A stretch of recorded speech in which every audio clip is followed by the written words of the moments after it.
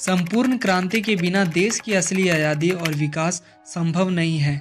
ये विचार थे जयप्रकाश नारायण जी के। दोस्तों, लोकनायक उपनाम से प्रसिद्ध जयप्रकाश नारायण का जन्म 11 अक्टूबर 1902 को बिहार के सिताबदियारा गांव में हर्षुदयाल और फूलरानी देवी के घर में हुआ था। एक आम किसान परिवार में पैदा हुए जयप्रकाश नारायण बचपन से ही बुद्धिमान और बहुत उत्सुक थे। विद्या के प्रति उनका लगाव देखते हुए उनके परिवार ने उन्हें अमेरिका भेजने का निर्णय किया। वहां उन्होंने बर्कले यूनिवर्सिटी में एडमिशन लिया, जहां कार्ल मार्क्स और लेनिन के विचारों ने उन्हें गहरा प्रभावित किया। इन विचारों से उनके अंदर एक अलग ही जज्बा जग उठा कि वो कुछ ऐसा करेंगे जो समाज में बदलाव लाएगा।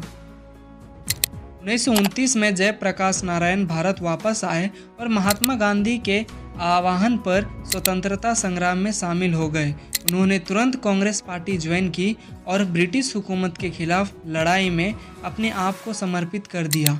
1942 में क्विट इंडिया मूवमेंट के दौरान जयप्रकाश नारायण ने बहुत ही प्रमुख भूमिका निभाई। कई बार ब्रिटिश सरकार ने उन्हें जेल में डाला, लेकिन उनका जज्बा और उनके विचार कभी कम नहीं हुए। जयप्रकाश नारायण का मानना था कि आज़ादी सिर्फ भारत की नहीं बल्कि हर नागरिक की होनी चाहिए, जिसे वो अपने जीवन में महसूस कर सके।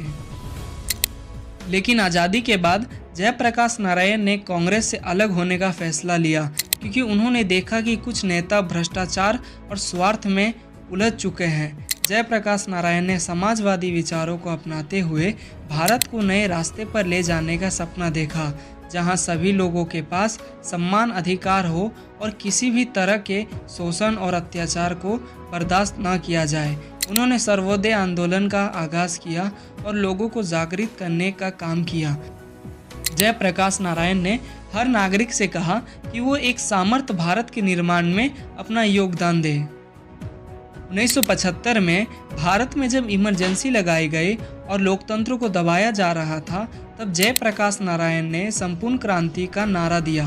उनका मानना था कि भारत में नए विचार की जरूरत है, जहां भ्रष्टाचार और अत्याचार ना हो। उन्होंने देश के युवाओं को जागरूक किया और उनके मन में एक नई क्रांति की आग भरी।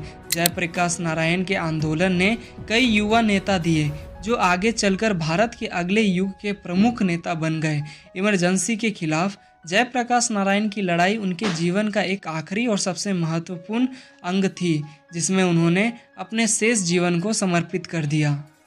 लेकिन 8 अक्टूबर 1979 को उनका देहांत हो गया। जयप्रकाश नारायण का जीवन और उनका योगदान भारत के इतिहास में हमेशा याद रखा जाएगा। उनके विचार और उनका सपना आज भी हमारे साथ है। जयप्रकाश नारायण के प्रेरित करते विचार और लोकनायक के रूप में उनका योगदान हमेशा भारत के युवाओं को नए रास्ते दिखाता रहेगा। आज भी उनके संपूर्ण क्रांति के संदेश को भारत के युवा अपनाए हुए हैं और देश में न्याय और परिवर्तन लाने के लिए वो बहुत ही जोरों शोरों से कोशिश कर रहे हैं। जाते जाते उनका एक और अनमोल विचार याद रखें कि एक सच्चा देशभक्त वो है जो देश की जनता के प्रति जिम्मेदारी महसूस करता है, न कि सिर्फ सत्ता और कुर्सी के लिए। तो दोस्तों, ये थी जयप्रकाश नारायण की एक छोटी सी बायोग्राफी। ये बायोग्राफी आपको कैसी लगी कमेंट में ज़रूर बताएं। मैं मिलता हूँ अगले वीडियो में एक ऐसे ही महान पुरुष के बायोग्राफी के साथ। तब तक आप सभी अपना ख्याल रखें।